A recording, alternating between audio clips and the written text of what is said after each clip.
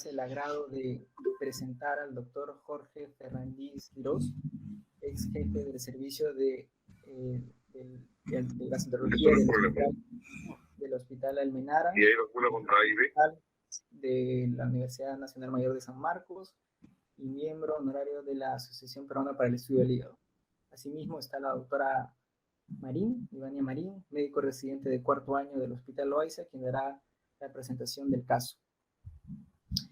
Quiero recordarles también que durante la presentación del caso habrá preguntas, las cuales ustedes podrán responder en el ítem de abajo del Google Meet de actividades. Ahí hay una opción de encuesta y ustedes podrán colocar sus respuestas. Bueno, sin mayor preámbulo, damos inicio a la exposición del caso clínico.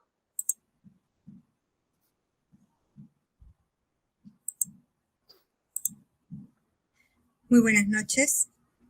Iniciaremos la presentación del caso clínico del día de hoy.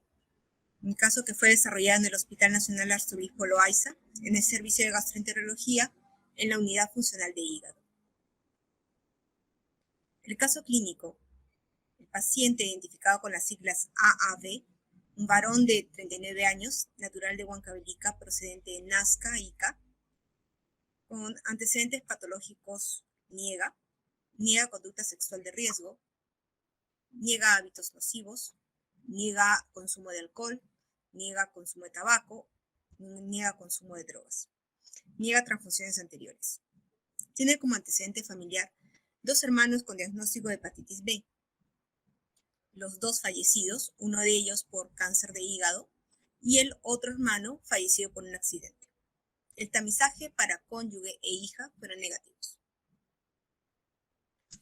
El paciente ingresa al Hospital Loaiza con un tiempo de enfermedad de 2 semanas, inicio insidioso y curso progresivo. Inicia con un cuadro de astenia, malestar general, por lo cual acude a un centro de salud cerca a su domicilio, donde al pedirle análisis de laboratorio encuentran un perfil hepático alterado, es decir, las transaminasas estaban elevadas, y por ello es referido hacia nuestro hospital para su estudio. Al momento del ingreso del examen físico, se encontró peso de 80 kilos, una talla de 1,68 metros, con un índice de masa corporal en 28.3, en sobrepeso. La piel y mucosas encontramos palidez, una cruz sobre 3 cruces, no telangiectasias, no palmas hepáticas. El examen que está registrado en la historia clínica, cardiovascular, ruidos cardíacos rítmicos, no soplos audibles. También está registrado el abdomen, la exploración del abdomen, blando, depresible, no doloroso, no visceromegalia, no matidez desplazable. Y la descripción de miembros inferiores, edema blando, bilateral, 2 cruces sobre 3 cruces. Asimismo, le solicitaron exámenes auxiliares de laboratorio el día 6 de diciembre del 2017, donde se encontró plaquetas en 121.000 plaquetas por milímetro cúbico, TGO en 122 unidades por litro, TGP en 121 unidades por litro y GGT en 390 unidades por litro. También se le pidieron exámenes de imágenes, como la ecografía, donde el radiólogo describe que había un hígado de tamaño normal con parénquima heterogéneo, con múltiples imágenes redondeadas hiperecogénicas menores de 10 milímetros, una vena porta dilatada, el vaso de 112 por 42 milímetros, no líquido libre, y el radiólogo concluye como nódulos hepáticos múltiples de etiología determinada. Es así que al ser evaluado este paciente, con esa ecografía, se le solicita un nuevo examen, una tomografía de abdomen con contraste, en la cual el radiólogo indica que el hígado se encontraba de tamaño conservado, que no se evidenciaban lesiones focales, la vena porta medía 14.8 milímetros, el vaso estaba aumentado de tamaño en 113 por 43 milímetros, con un volumen aproximado de 400 centímetros cúbicos. El radiólogo concluye que hay signos tomográficos de hepatopatía crónica y esplenomegalia. Una vez que reingresa para control el paciente, el día 21 de diciembre del 2017 se le solicitan marcadores marcadores virales debido a las transaminasas elevadas. Dentro de ellos encontramos que el antígeno de superficie de hepatitis B fue positivo, el anticore de hepatitis B positivo y el IgM, anticore de hepatitis B, fue negativo. Asimismo también el antihepatitis C fue negativo. Muy bien, y así tenemos la primera pregunta. Con los datos presentados hasta el momento, ¿qué diagnóstico virológico plantearíamos? ¿Una hepatitis B aguda, una hepatitis B crónica, un paciente inmunizado contra la hepatitis B o una infección resuelta? Como les comenté, pueden ir a la sección de actividades en el ítem inferior derecho y ahí en encuesta pueden ir llenando, respondiendo de acuerdo a las opciones que hay. Doctor Ferrandiz, muy buenas noches. Buenas noches. Ante la sospecha ¿cuándo nosotros sospechamos de un paciente con infección por hepatitis B? Y si tenemos una sospecha de infección, ¿qué exámenes debemos solicitar? Correcto. Primero quiero agradecer a la Junta Directiva de la PEP la invitación a participar de esta discusión.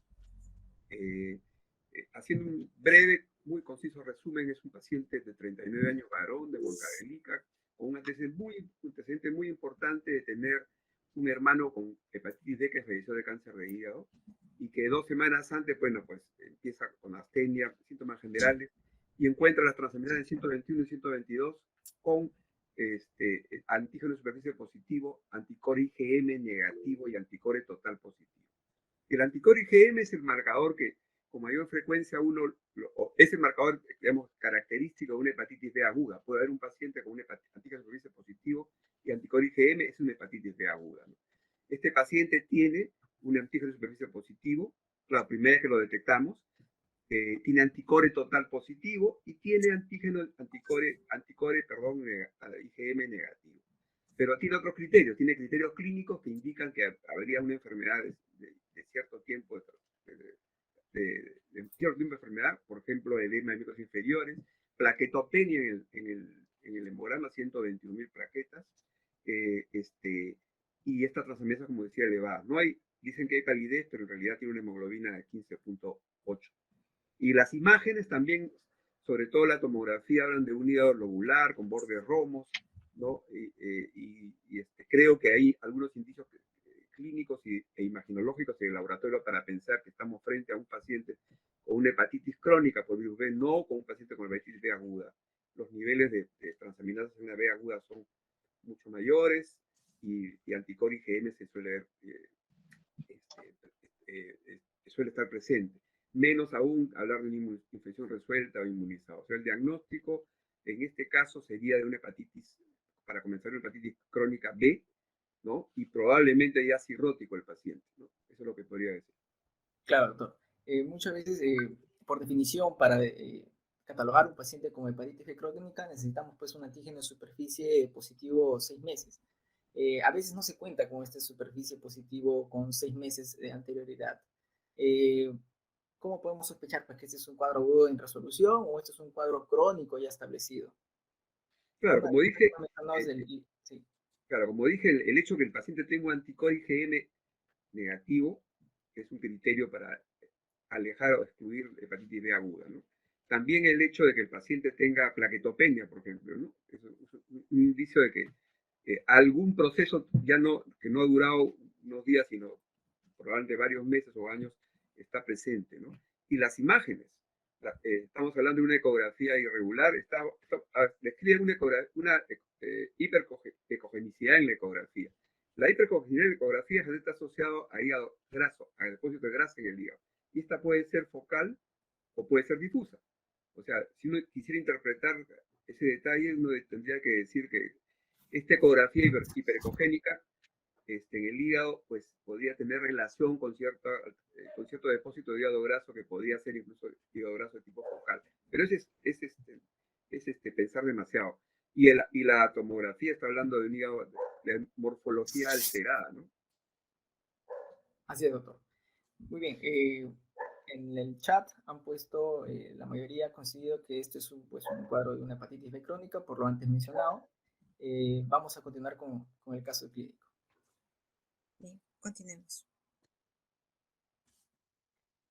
Ante estos resultados, solicitaron antígeno E, hepatitis B, que salió negativo, y la carga viral fue en 9.440 unidades por mililitro.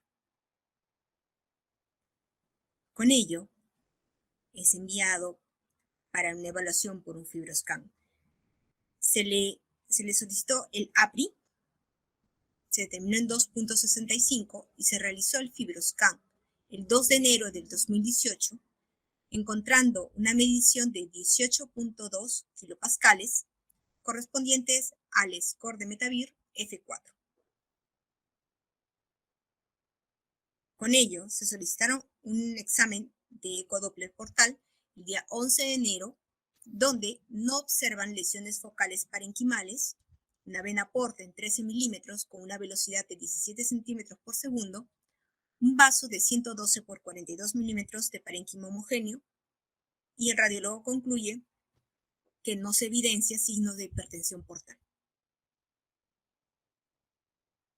Asimismo, solicitaron una endoscopia digestiva a través del servicio de gastroenterología y el 21 de febrero del 2018 se encontró una gastritis erosiva antral y no varices esofágicas. Es así que con lo anterior se le estableció el diagnóstico en el paciente de una cirrosis hepática Child A5, MED9 y etiología hepatitis viral tipo B. Muy bien, llegamos a la pregunta número 2. ¿En qué fase o estadio de la hepatitis B se encuentra el paciente? Infección crónica por hepatitis B antígeno E positivo, una hepatitis B crónica antígeno E positivo, una infección crónica por hepatitis B antígeno E negativo o una hepatitis B crónica antígeno E negativo. Pueden dar sus respuestas en la parte inferior en actividades y encuesta.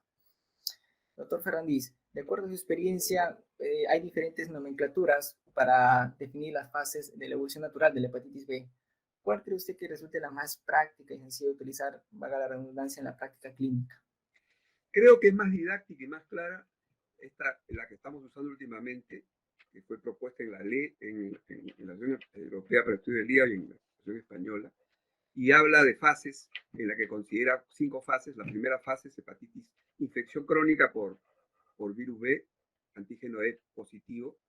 La segunda es hepatitis crónica, antígeno E positiva. La tercera es infección crónica, antígeno E negativo. Y la cuarta, hepatitis crónica, antígeno E negativo, ¿no? que reemplaza la inmunotolerante, la inmunoactiva y así. Entonces yo creo que esa es mejor, es más didáctica, es más fácilmente entendible. Este paciente, por lo pronto, podemos descartar la A y la B porque es un paciente antígeno E negativo, como ya la doctora ha reportado, ¿no? Es un paciente antígeno E negativo, tiene un FibroScan donde tiene 18, creo, si no recuerdo, de kilopascales, lo que es compatible con un F4 ya, ¿no? Es un método no invasivo de fibrosis, o sea, cirrótico. Y también creo que APRI, doctora, tenía, ¿no? Sí, 2.65. Ya, también compatible con una hepatopatía crónica ya con un grado importante de fibrosis, ¿no? Son métodos no invasivos que se utilizan ahora cada vez con mayor frecuencia, que ayudan, no son pues, digamos, exactos 100% en todos los casos, pero ayudan bastante y creo que es un buen aporte para precisar el diagnóstico. Entonces estamos ante un paciente cirrótico, probablemente no descompensado, con sin mayor todavía compromiso de hipertensión portal, y hay que dilucidar entre si se trata de una infección crónica por virus B, antígeno E negativo, o una hepatitis crónica antígeno E negativo, es decir, fase 3 o fase 4. ¿Okay? Para hablar de hepatitis crónica antígeno E negativo, el paciente tiene primero una carga viral de 9.400 de unidades internacionales, ¿no? Más de 2.000, y tiene además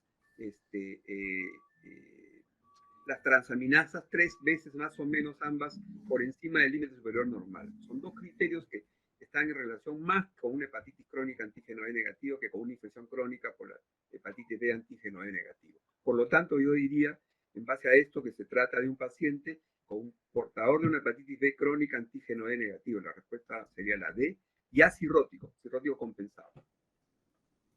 Muy bien, doctor. Doctor, una pregunta. A veces hay pacientes pues, que no entran en un primer momento, en una fase de la historia natural, y se hace de posteriores seguimientos y puede enfocarse dentro de estas fases, porque esto a veces no es estático, sino más dinámico. ¿Cómo podemos enfocar a esos pacientes que en un primer momento pues, no podemos encajarlos en una fase? Claro, es cierto, hay una zona gris ahí. Entonces, un paciente puede tener, primero que el paciente puede cambiar de fase, ¿no? Entonces, un paciente con una infección crónica por antígeno E negativo es un paciente que puede estar en este momento con transaminasas normales y una carga viral eh, baja. Y de un momento a otro, pues, elevar las transaminasas, elevar la carga viral. Por lo tanto, que estos son pacientes que uno no los puede dejar, no lo puede dejar de ninguna manera y tiene que estar vigilando, haciendo controles cada cierto tiempo. Las transaminasas al inicio acá mensuales y quizás después cada 3 meses. La carga viral también. Bueno, no es tan fácil hacerlo cada 3 meses en nuestro medio, pero por lo menos cada 6 meses de pronto. Estar vigilando permanentemente, ¿no? Y hay situaciones en las que uno dirá, bueno, este es un paciente con una infección crónica antígeno E negativo, pero de repente va a ser tributario a corto plazo de un tratamiento, ¿no? Sí, es cierto lo que usted dice. No es una cosa estática, es una cosa dinámica. Pero más o menos nos sirve de referencia, ¿no? Este es un paciente, porque eso es muy importante para definir el tratamiento, ¿no? Claro, claro que sí, doctor. Muy bien, con respecto a las respuestas, tenemos, bueno, dividido entre la C y la D, y aclaró el doctor que la respuesta es la D. Un paciente con hepatitis B crónica antígeno E negativo. Muy bien, continuamos con el caso. Continuemos. Es así que una vez que tenemos ya el diagnóstico de nuestro paciente, debemos visualizar de que el paciente tenía una carga viral mayor de 2000 y las transaminasas elevadas. Por lo tanto, nuestro paciente tenía el diagnóstico de hepatitis crónica antígeno E negativo.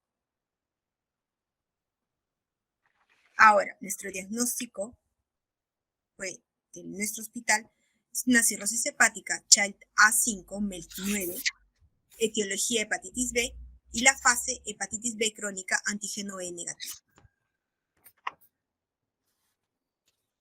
Muy bien, entonces aquí viene la tercera pregunta. ¿Cuál de los siguientes es criterio para inicio de tratamiento? Pacientes con transaminasas normales, antígeno E negativo con carga viral menos de 2000 sin fibrosis. Pacientes con transaminasas normales, antígeno E positivo con carga viral mayor a 20.000 sin fibrosis. Pacientes con cirrosis independientemente de la carga viral y de las transaminasas. Pacientes con transaminasas elevadas, antígeno E negativo con carga viral menos de 2000. Pueden entrar a la parte de actividades y encuestas para ir llenando sus respuestas. Doctor Fernández, uno Sí, de los criterios, uno de los criterios para indicar tratamiento no son los niveles de transaminasas.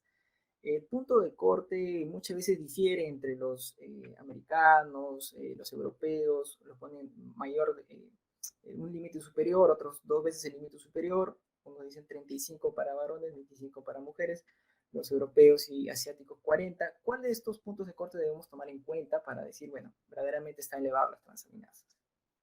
claro. Hay diferencias, evidentemente, laboratoriales y criterios para considerar, por ejemplo, en el varón un criterio y en la mujer un criterio menor, ¿no? Yo creo que uno tiene que estandarizar esto, ¿no? Pero, por ejemplo, en el hospital de ustedes, el criterio que utilizaron era creo que 37 como valor eh, de corte normal, ¿no?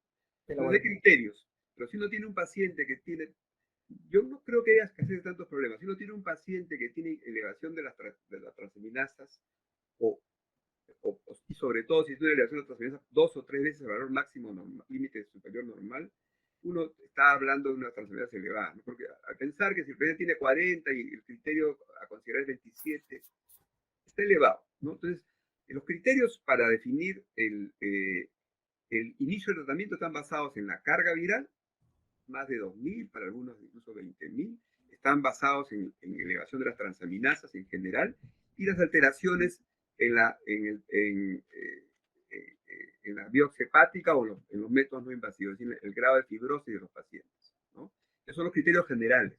Pero hay excepciones. Por ejemplo, en este caso, si uno analiza las respuestas, el primero habla de un antígeno E negativo con una carga por debajo de 2000 sin fibrosis.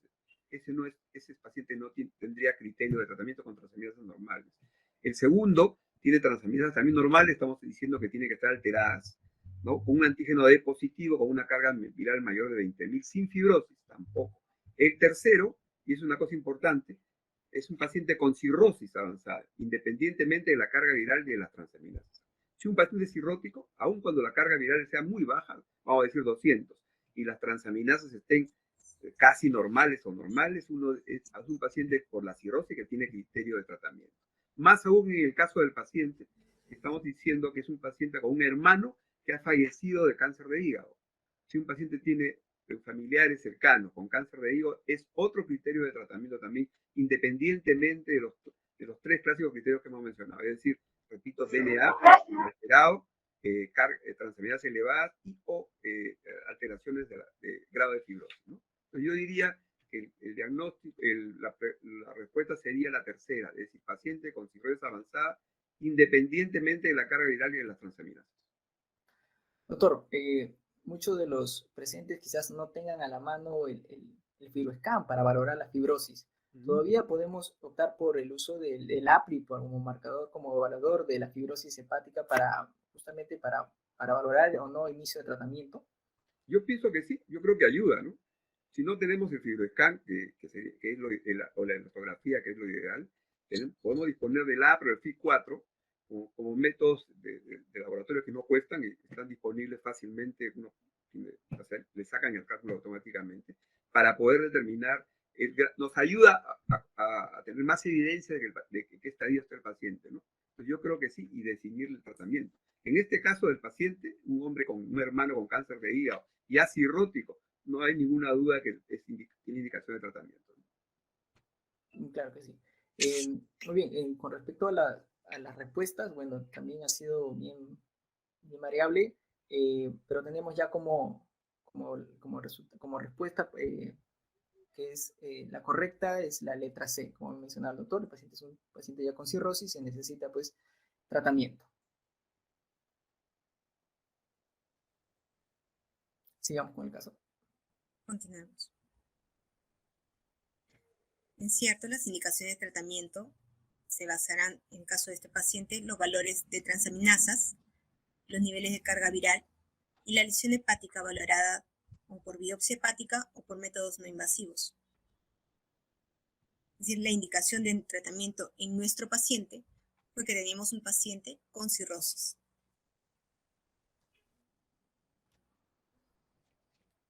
Muy bien, tenemos un paciente con cirrosis, con hepatitis B, que tiene indicación de tratamiento por ser un paciente con cirrosis. Ahora la pregunta sería con cuál de los tratamientos vamos a dar. Y la pregunta va por ahí. ¿Cuál de las siguientes terapias antivirales indicaría? Interferón pegilado, lamivudina, entecavir, tenofovir disoproxil fumarato o tenofovir alafenamida. Pueden comenzar con sus respuestas. Doctor, ¿qué aspectos clínicos tenemos que tener en consideración en nuestro paciente, tanto clínicos como laboratoriales, antes de iniciar una terapia antiviral? Okay. Bueno, una vez que reúna los criterios que hemos mencionado de tratamiento, la primera pregunta lo primero que uno tiene que determinar si el paciente podría recibir interferón pegilado, tiene el perfil para ello, o nucleócidos análogos, ¿no? Entonces, ¿cuál es el perfil para un paciente para que pueda recibir o se le puede indicar interferón pegilado, que cada vez se utiliza menos?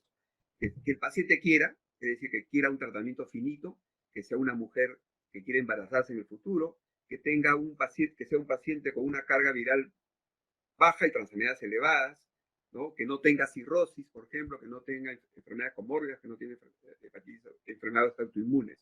Ese es el perfil ideal, entre comillas, para que un paciente, uno le puede decir, si usted es candidato a recibir interferón pegilado, puede recibir interferón pegilado con buenas expectativas.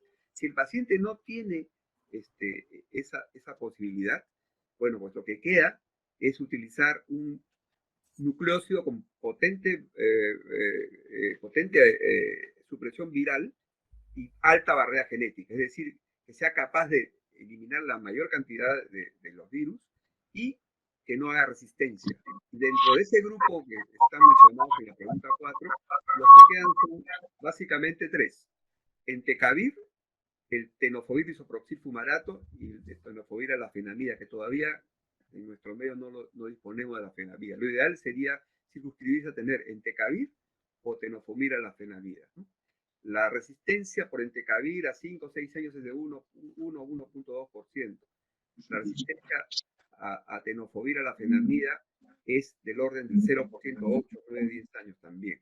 Si un paciente ha recibido la amigudina por alguna razón anteriormente, no había otra opción, no debería recibir entecavir, ¿no? Si un paciente tiene un problema renal, no es buena idea que utilicen tenofovir disoproxil, ahí podríamos incluir más el entecavir, ¿no?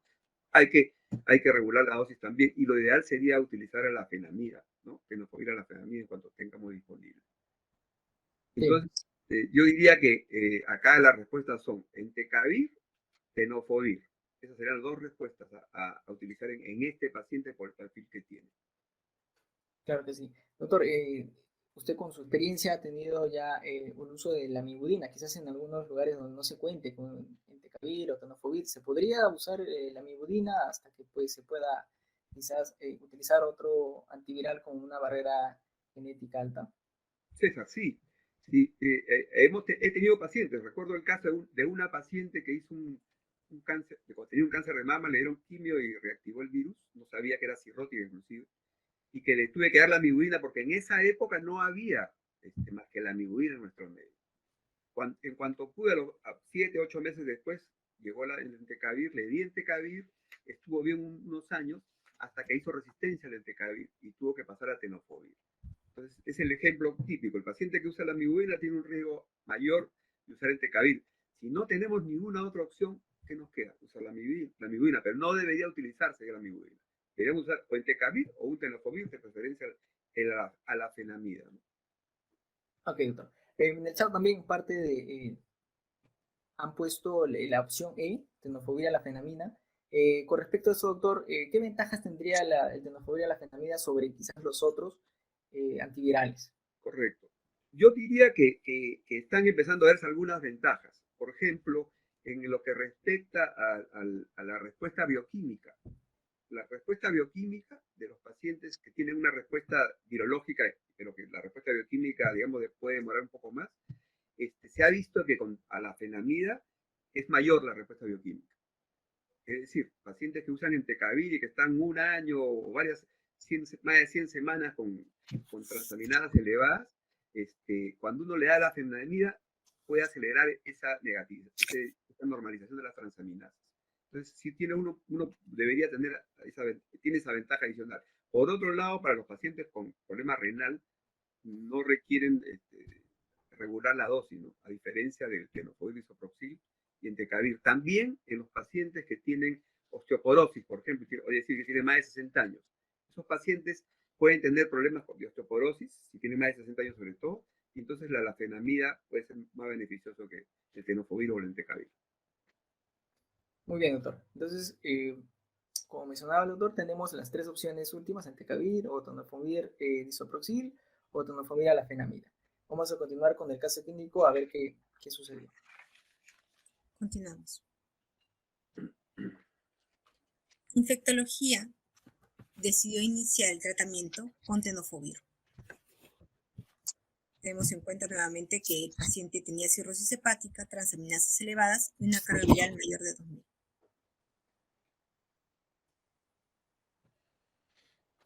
Muy bien, entonces la pregunta número 5 va con respecto al seguimiento que se hace en estos pacientes.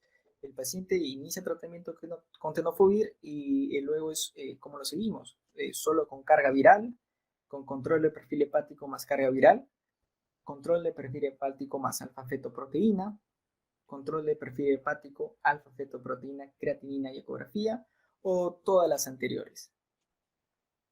Muy bien, pueden comenzar con sus respuestas.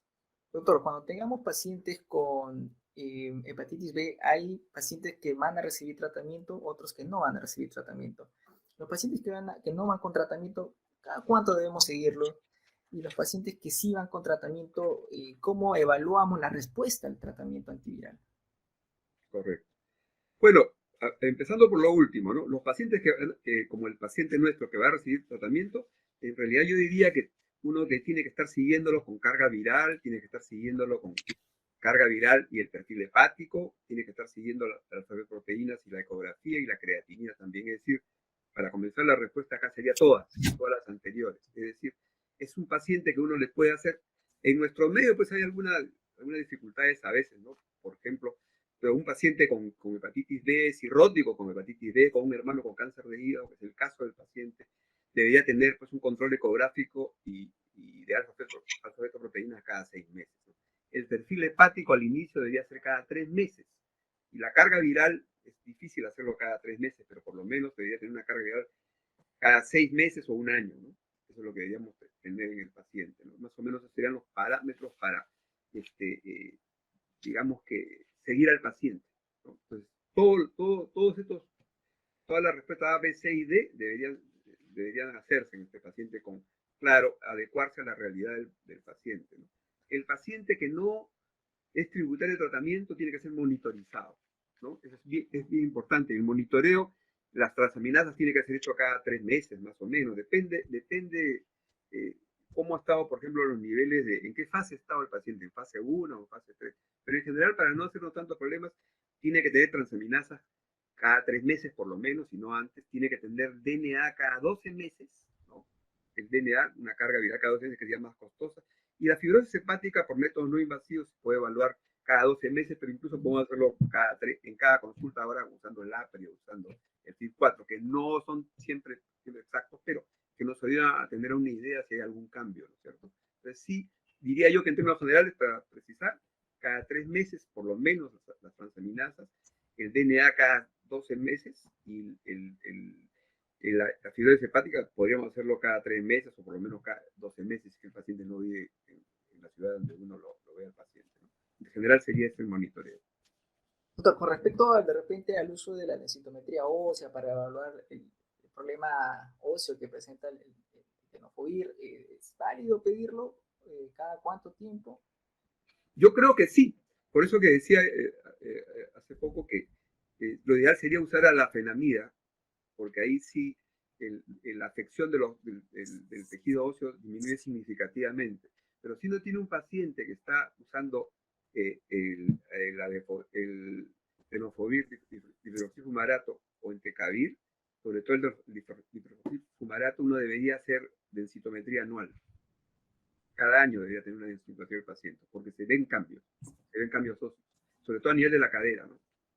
Doctor, y con respecto a los pacientes que tienen hepatitis B, eh, no son cirróticos, ¿cómo sería el screening del hepatocarcinoma en nuestros pacientes? Claro. Ahí hay bastante, lo general es que uno tendría que hacer una ecografía y alfa-fetoproteína cada 6 meses, ¿no? Eso estoy casi seguro que en los próximos años va a cambiar un poco, porque el porcentaje de acierto, primero que hay que tener un ecografista entrenado en detectar lesiones focales en el hígado, y segundo, tener un ecógrafo adecuado, ¿no? Porque no todos los ecógrafos tienen la misma capacidad de detección de nódulos hepáticos. Entonces es bien importante, pero el porcentaje general en todas partes es que un número significativo de pacientes se nos pasa el diagnóstico con la ecografía de las alfa-fetoproteínas. Hubo una época que se decía que las alfa-fetoproteínas, hasta ahora hay gente que lo dice, no debería hacerse, ¿no?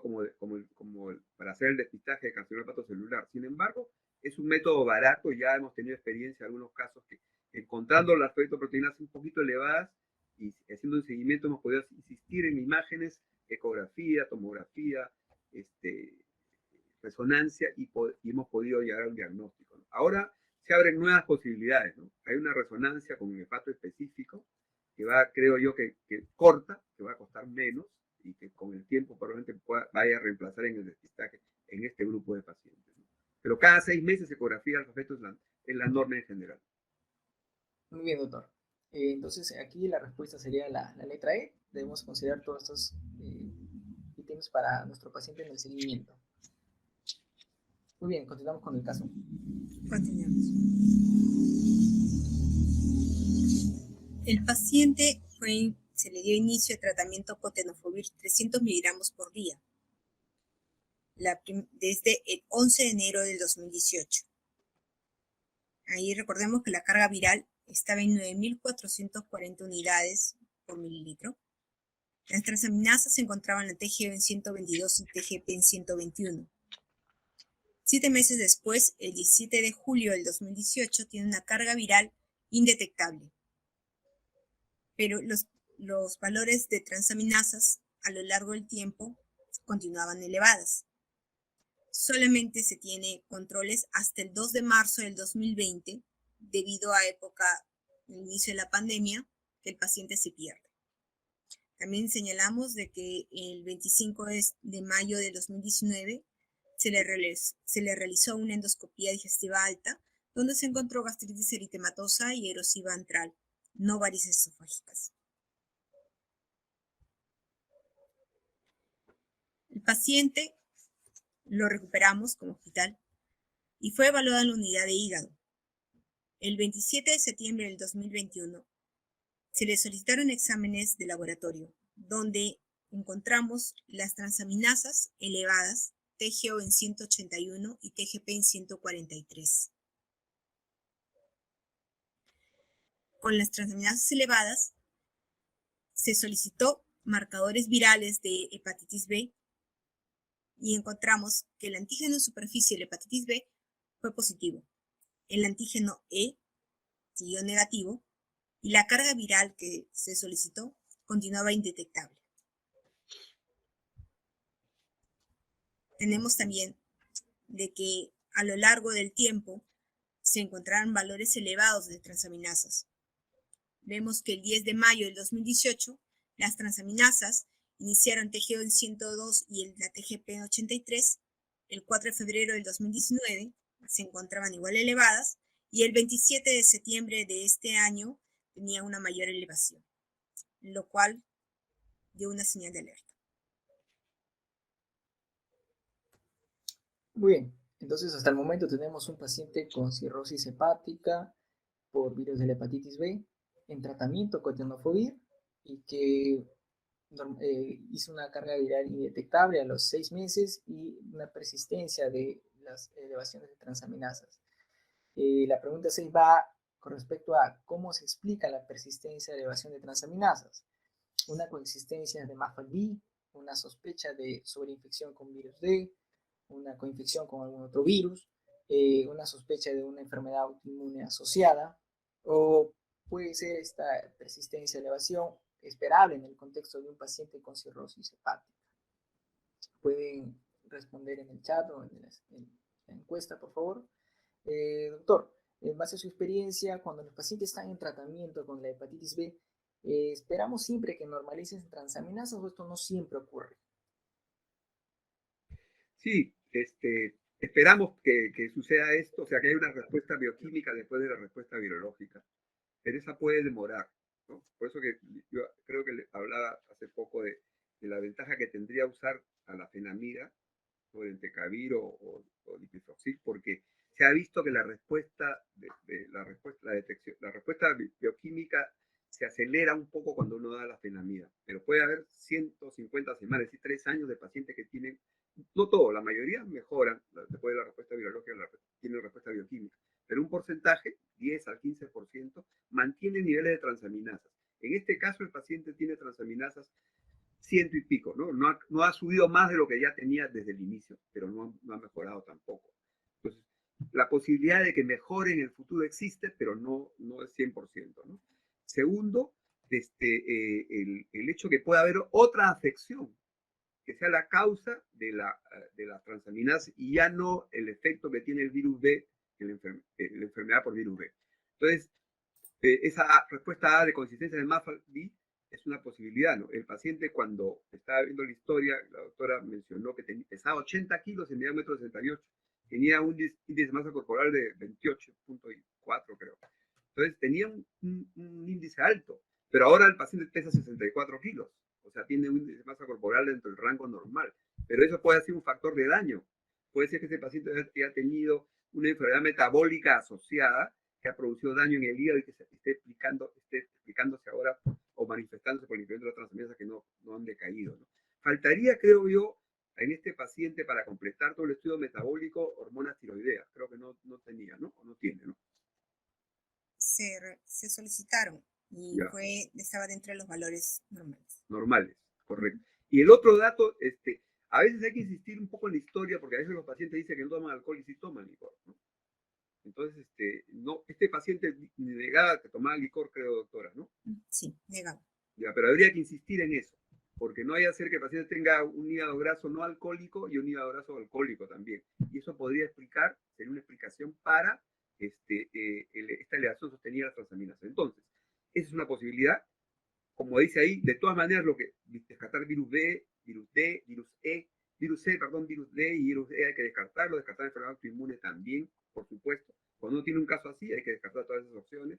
Descartar enfermedad de Wilson, aunque no hay criterios para pensar en ella clínicamente hablando. Hemocromatosis, que es raro, también hay que descartar, pero no hay criterios.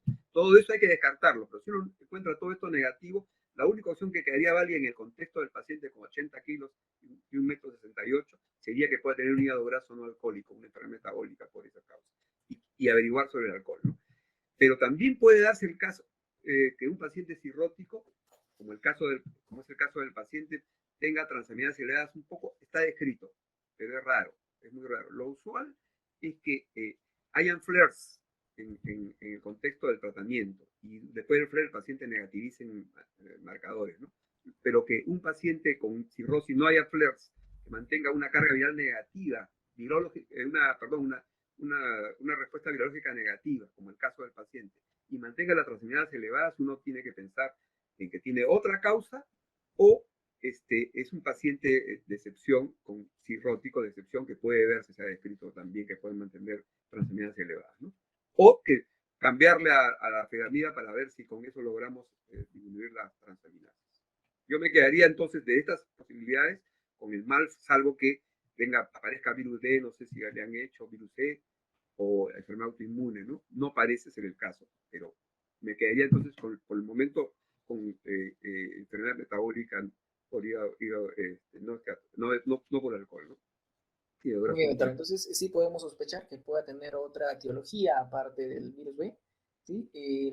El tema de cuantificación del antígeno de superficie, ¿tendría algún beneficio solicitarle para ver actividad o ya suficiente con la carga viral para decir que pues no, no hay? Claro, el valores de por encima de 1000 tienen una evaluación diferente a menores de 1000 de antígeno de superficie, ¿no? Es un criterio que se está usando de segunda línea, pero sí tendría algo podría ayudarnos a aclarar el panorama, ¿no? Pero no es trascendente, me parece. Ok, doctor. Muy bien. Continuamos con el caso clínico. Okay. Con esos resultados, se amplió la historia clínica en la unidad de hígado. El paciente, hay que señalar que estaba asintomático, no presentaba molestias. Se indagó el consumo de alcohol y lo negó. También negó infección por COVID durante el último año y negó hospitalizaciones durante el último año. El examen físico al reingreso estuvo en peso de 64 kilos, la talla de 1,68 y un índice de masa corporal en 22,7 dentro de lo saludable. Piel y mucosas, no ictericia, no telangiectasias, no palmas hepáticas. Cardiovascular, ruidos rítmicos, no soplos audibles. El abdomen no había circulación colateral. El abdomen estaba blando, depresible, no doloroso, no visceromegalia y no matidez desplazable. Y los miembros inferiores no habían edemas. Ante la duda con el aumento de transaminasas, se pensó en una coinfección o una sobreinfección. Se solicitaron el 30 de septiembre del 2021, se solicitó hepatitis D y E, los cuales salieron no reactivos. También nuevamente hepatitis C y salió no reactivo. Con esos resultados, se pensó también en una enfermedad autoinmune, aunque el paciente sea varón. y no cumple ciertos criterios. Se solicitó el 5 de octubre, se solicitaron Ana y Anca, que fueron negativos. Inmunoglobulina G salió dentro de 1.400 gramos por litro. Ceruloplasmina, 35 miligramos por decilitro. Ferritina, 200. Y la saturación de transferrina en 45%. Asimismo, se solicitó una ecografía Doppler portal, donde el radiólogo encontró esplenomegalia, un calibre de vena porta en 14 milímetros con una velocidad de flujo portal de 16.1 centímetros por segundo, no lesiones focales, tampoco trombosis portal. Se le solicitó una nueva endoscopía digestiva alta, donde sí apreciamos un cambio. La endoscopía del 2018 no habían varices esofágicas y la de este año sí las tenía en primer grado. Muy bien.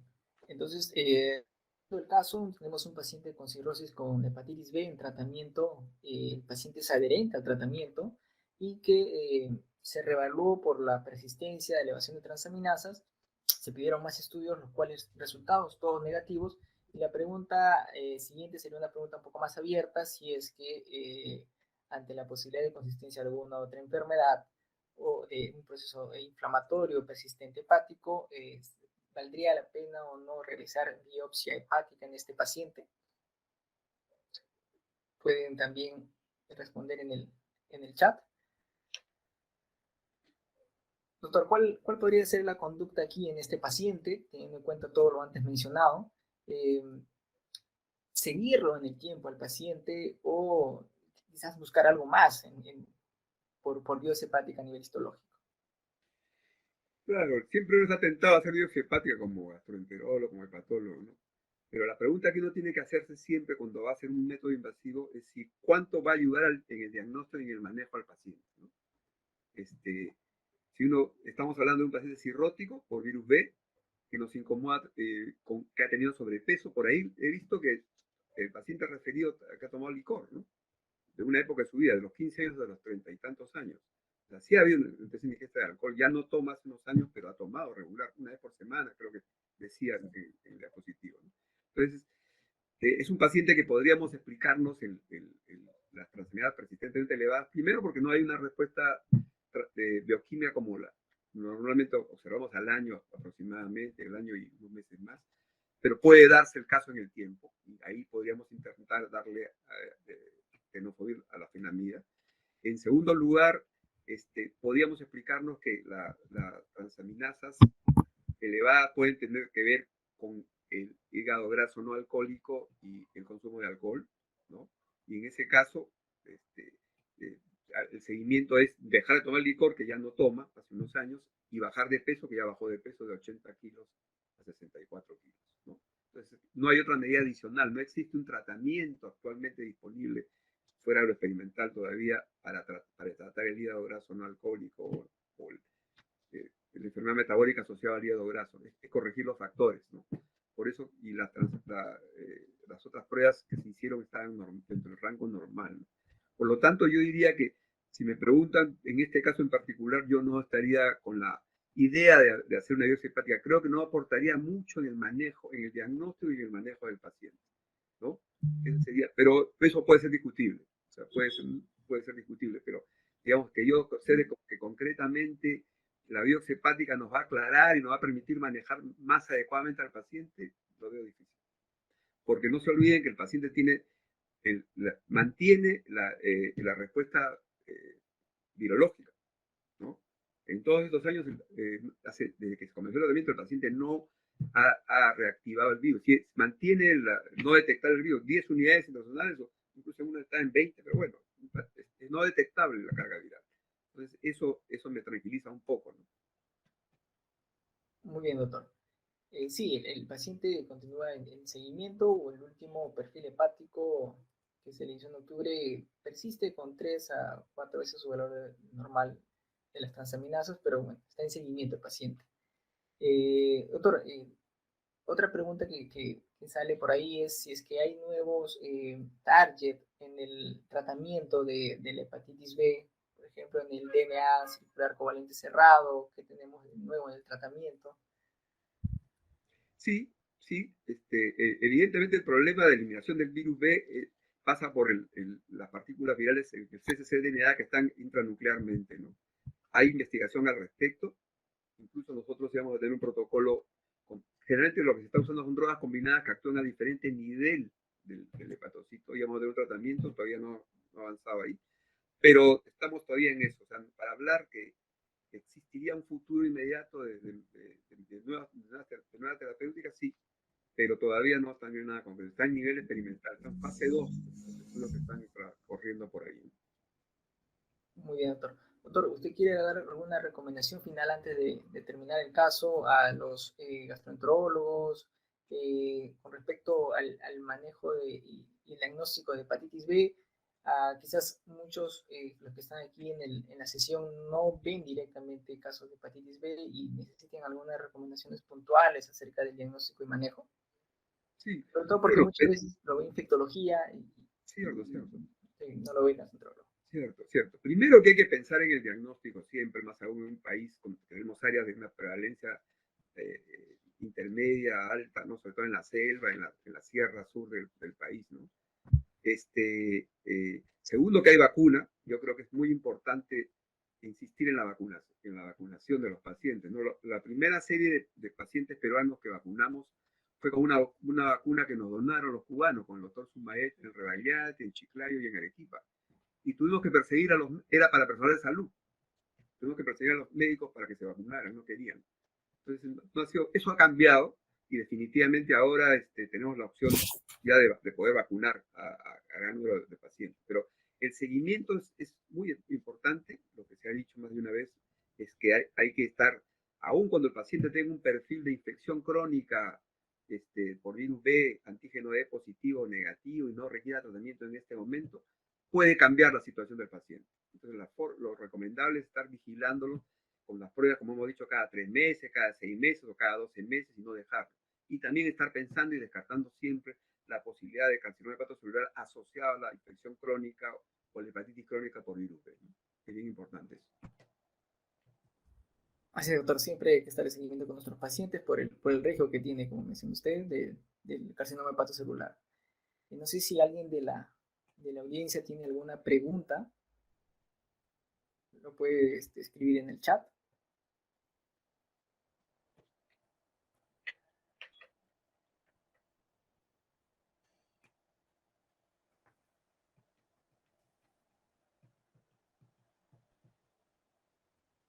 Bueno, por ahora no tenemos ninguna otra consulta. Quiero agradecer a todos por su participación en el caso. Espero que haya sido muy didáctico para todos y para poder todos aprender en base a esto, en el diagnóstico y manejo. Agradecer al doctor Jorge Fernández por su participación y compartir con nosotros su experiencia en el manejo de la hepatitis B. A la doctora Ivania por su presentación. Estamos cerrando la discusión del caso y nos estaremos encontrando en una nueva oportunidad. Gracias. Gracias César. Gracias. Gracias.